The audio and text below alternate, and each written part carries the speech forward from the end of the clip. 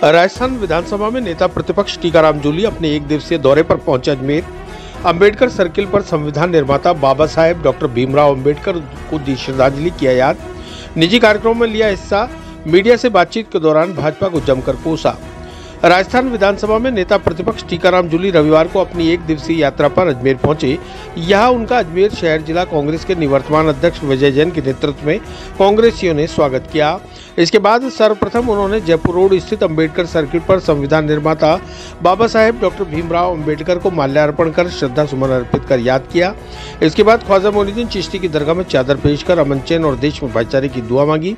तत्पश्चात अंदरकोट स्थित उम्मत फाउंडेशन के कार्यक्रम में हिस्सा लेने के दौरान उन्होंने मीडिया से बातचीत के दौरान भाजपा पर जमकर हमला बोला।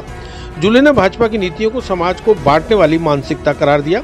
जूली ने कहा कि अजमेर में ख्वाजा मोइनुद्दीन चिश्ती की दरगाह सिर्फ भारत ही नहीं बल्कि दुनिया भर में सूफी परंपरा का एक अहम केंद्र मानी जाती है, जहां हर धर्म और वर्ग के लोग आकर श्रद्धा के साथ सिर झुकाते हैं। भाजपा की मानसिकता धर्म और जाति के आधार पर समाज के एक वर्ग को दूसरे से लड़ाने की रही है।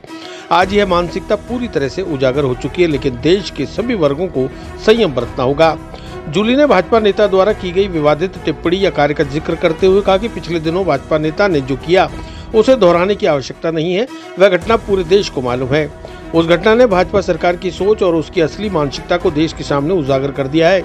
जूली ने संविधान और डॉक्टर भीमराव अंबेडकर का हवाला देते हुए कहा कि जब हम संविधान की बात करते हैं तो वह हर नागरिक पर लागू होता है, चाहे वे आम नागरिक हो या कोई राजनीतिक दल।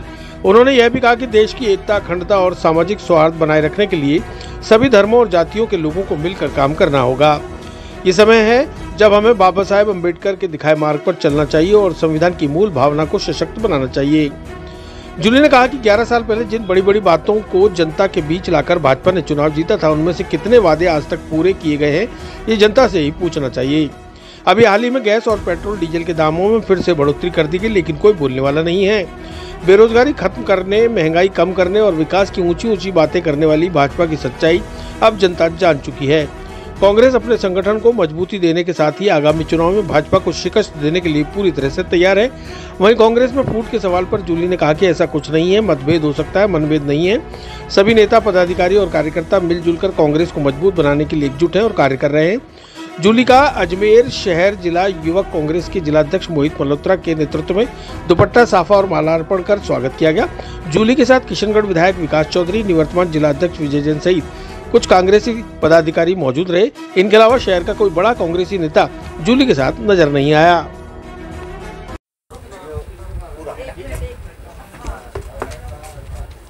आज मेरा अजमेर में आना हुआ और उड़ान संस्था जिस प्रकार का काम कर रही है, मैं काफ़ी समय से देख रहा था। मेरी इच्छा हुई कि मैं यहाँ ज़रूर आके जाऊँगा और मैंने अपनी इच्छा जब जाहिर की जो साहब को, तो उन्होंने इसको स्वीकार किया। इसके लिए तो मैं धन्यवाद देता हूँ। आज विशेष रूप से मैं अभी एक कार्यक्रम था जिसके अंदर मैं गया था, उम्मत फाउंडेशन का। कल बाबा साहब अंबेडकर की जयंती है। पूरा देश, पूरा विश्व उसको मना रहा है। पूरी दुनिया के अंदर सबसे बड़ा अगर कोई संविधान है तो हमारे देश का है। और एक ऐसा संविधान जो हर व्यक्ति को आज़ादी देता है, हर समाज को आज़ादी देता है, सभी के अंदर समानता की बात की गई है। आज उस संविधान को एक पर्व के रूप में हम सब लोग मना रहे हैं। मैं सर्वप्रथम सब लोगों को बाबा साहब अम्बेडकर के जयंती की शुभकामनाएं और बधाई देता हूं। साथ ही मैं ये भी कहना चाहूँगा, बाबा साहब का जो मूल मंत्र था, शिक्षित बनो, संघर्ष करो, संगठित रहो, उस दिशा में हमें काम करने की ज़रूरत है। हम हमारे महापुरुषों की जयंती मनाते हैं, पुण्यतिथि मनाते हैं, तो उनके जो किए हुए महान कार्य हैं, उनके विचार हैं, उनसे प्रेरणा लेने की ज़रूरत है। आज जिस प्रकार से महिला शिक्षा की बात है, उसको आगे बढ़ाने की ज़रूरत है। प्यार, प्रेम, भाईचारा, सौहार्द बढ़ाने की ज़रूरत है। संविधान पे जिस प्रकार से रोज़ाना हमले हो रहे हैं, उनको रोकने की ज़रूरत है। ये बात मैं कहना चाहूँगा। और हम सब लोग मिलके इस बाबा साहब अम्बेडकर के प्रण को पूरा करने के लिए जो राजनीतिक, आर्थिक, सामाजिक जो समानता की बात करता है, ऐसा संविधान हमारा है। इसमें सब लोग समर्पण भाव से, समभाव से रहें, ऐसी मैं कामना करता हूं। सर, अभी आपने संविधान पर हमले की एक लाइन बोली, इसका क्या तात्पर्य? ईडी ने 193 विपक्षी नेताओं पे कार्रवाई की, 2 पे जुर्म साबित हुआ। SC/ST कोष का 1750 करोड़ रुपए स्वीकृत हुआ, 1 पैसा खर्च नहीं। पटवारी भर्ती और यूनिवर्सिटीज़ के अंदर जो भर्तियां हो रही हैं, रिजर्वेशन का पालन नहीं हो रहा है। एक ही व्यक्ति को आज मैं प्रेस की बात करूं तो प्रेस के अंदर प्रेस रैंकिंग लगातार गिरती जा रही है दुनिया के अंदर, भारत देश की। और जो भी पत्रकार खिलाफ बोलता है उस पर कोई ना कोई धारा लगाकर उसको अंदर कर दिया जाता है। ये संविधान पे हमले की बात है। ये बात तो मैं समझता हूँ इससे अच्छा उदाहरण तो कोई हो नहीं सकता। अभी सर ज्ञानदेव आहूजा और टीकाराम जूली का मामला पूरी दुनिया के अंदर हॉट इश्यू बना हुआ है, क्या कहते हैं? ये ज्ञानदेव आहूजा और टीकाराम जूली का मामला नहीं है, ये भारतीय जनता पार्टी की दलितों के प्रति जो सोच है वो है कि आरएसएस की जो विचारधारा है, भारतीय जनता पार्टी की जो सोच है वो दलितों के प्रति आज भी क्या है वो है। जहाँ देश के गृह मंत्री कहते हैं क्या अम्बेडकर अम्बेडकर अम्बेडकर करते हो, फैशन बना लिया, इतना भगवान का नाम लेते हो तो 7 पुश्ते तर जाती।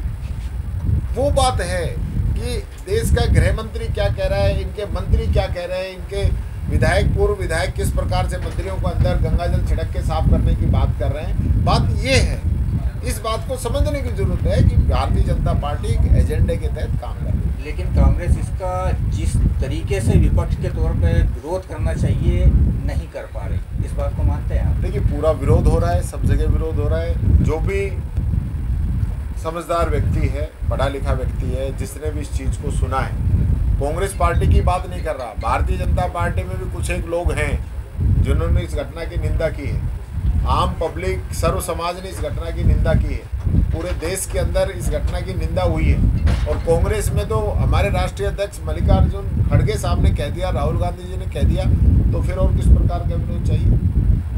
सर, जिस तरह ज्ञानदेव आहूजा को निलंबित किया, क्या पहले भी किया था, फिर वापस ले लिया, अब भी किया है, फिर वापस ले लेंगे। ये तो इन लोगों की, देव जी कुछ समय बाद फिर वापस बीजेपी में आ जाएंगे।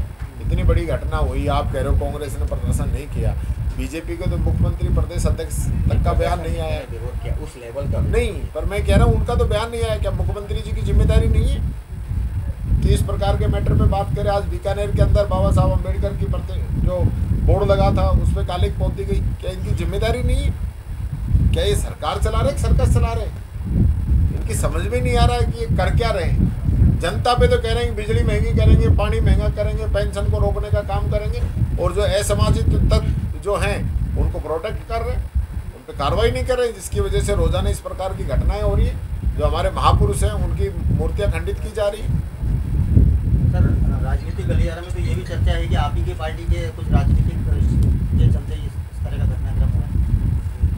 कौन सी चर्चा, आप बता दीजिए उसको। चर्चा को आप भारतीय जनता पार्टी से कहिए कि वो चर्चा को सार्वजनिक करें। ये तो मैंने आपसे सुनी है और नई बात आ रही है। आप नेता प्रतिपक्ष हैं, कांग्रेस की आगामी रणनीति क्या है, किस तरफ?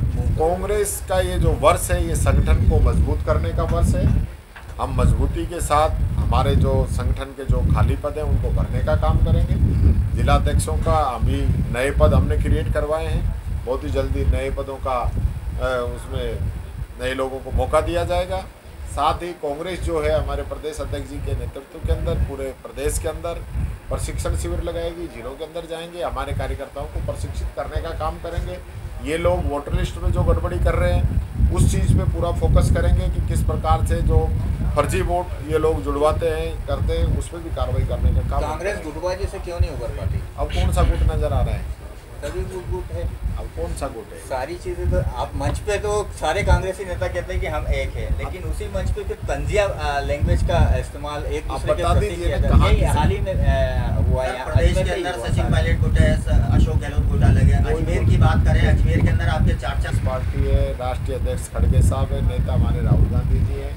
सब लोग उनके नेतृत्व में एकजुट हैं, एक होकर चुनाव लड़ रहे हैं, एक होकर इस सरकार का विरोध कर रहे हैं। फिर सफलता क्यों नहीं मिल पाती? सफलता मिल रही है। आपके नेता जो चुनाव हारे वो कहाँ सफलता नहीं ये मिल कहते हैं कि रही? फला अभी शख्स तो ने हमें हराया। 1.5 साल पहले तक हमारा राज था, सफलता कैसे नहीं थी? जो चुनाव हारे कांग्रेस के नेता वो सरेआम मुंह पे बोल रहे हैं, माइक पे बोल रहे हैं कि फला शख्स ने ऐसे स्ट्रेटेजी करके हमें हरा दिया। मैं बताऊं, ये चुनाव प्रक्रिया है। यहाँ पिछले 35 वर्षों का इतिहास, एक बार कांग्रेस एक बार बीजेपी लगातार आई है, तो ये तो कहना है कि हम सत्ता से दूर हैं, ये तो बात यहीं आपकी बरोबर हो जाती है।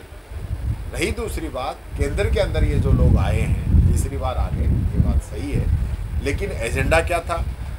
किस प्रकार से देश के अंदर जाति और धर्म के नाम पे इन्होंने लोगों को गुमराह करने का काम किया। मैं 11 साल पहले चले, इन्होंने कहा 2 करोड़ युवाओं को रोजगार दूंगा, महंगाई कम करूंगा, डीजल पेट्रोल सस्ता करूंगा, गंगा मैया को साफ करूंगा, किसान की आमदनी दुगुनी करूंगा, सबको पक्का मकान दूंगा। पता नहीं कितने वादे किए थे। भारत को विश्व गुरु बनाने की बात की थी, डॉलर रुपए बरोबर करने की बात की थी। क्या किए? अगले चुनाव से पहले पुलवामा हमला होता है, उसके घड़ियालू आंसू बहाकर उस चीज़ का लाभ लेने का काम किया। लड़ाई लड़ी सेना ने और उसका राजनीतिक फायदा लेने का काम किया। अब की बार लड़े थे, राम मंदिर का नाम लेके भी आगे, उसके बावजूद 400 पार की बात करते करते 200 पार पे अटक गए। तो ये जो सारी चीज़ें हैं ना, समय आने पर सब क्लियर हो जाएगी। आज जनता सब चीज़ें देख रही है, किस प्रकार से 50 रुपये सिलेंडर पे बढ़ा दिए, 2-2 रुपये डीजल पेट्रोल पे बढ़ा दिए चुपचाप। अमेरिका ने क्या टैरिफ लगा दी हमारे हिंदुस्तान के ऊपर। हमारे भारत के जो लोग हैं वहाँ अवैध प्रवासी थे, बेड़ियों में जकड़ जकड़ के उनको भेज रहे हैं। ये हालत इन लोगों ने कर रखी है। आप उद्योग पे आए हैं तो एक नया शब्द आया, शरबत जिहाद। शरबत जिहाद आया एक नया। टैरिफ की बात कर रहे हैं, अमेरिका की बात कर रहे हैं। तो बाबा रामदेव से मैं पूछना चाहूँगा कि बाबा रामदेव की जो एकदम जो इनकम बढ़ी है, इसके बारे में बाबा रामदेव बता दें। और बाबा रामदेव डीजल पेट्रोल और महंगाई के खिलाफ जब विरोध कर रहे थे, लोकपाल के विरोध में के खिलाफ लोकपाल लगाने के लिए विरोध कर रहे थे, तो अब बाबा रामदेव कहाँ चले गए? बाबा रामदेव के मुद्दे कहाँ चले गए? जिस बातों पे वो कांग्रेस का विरोध कर रहे थे, तो वो बातें तो आज भी है। तो आज भारतीय जनता पार्टी का विरोध क्यों नहीं करते? बताइए, आप लोगों से पूछना चाहता हूँ, बताइए बाबा रामदेव कहाँ चले गए? सिर्फ माल कमाने के लिए, जिसकी कंपनियों के सैंपल फेल हो रहे हो, जिसके प्रोडक्ट के लाभ कमाने के चक्कर में योग से निकल के और एक प्रकार की इंडस्ट्री खड़ी कर दी, सरकार से फायदा ले रहे हैं, सरकार की आड़ के अंदर छुपे हुए हैं। वो तो सरकार की बात करेंगे इनकी।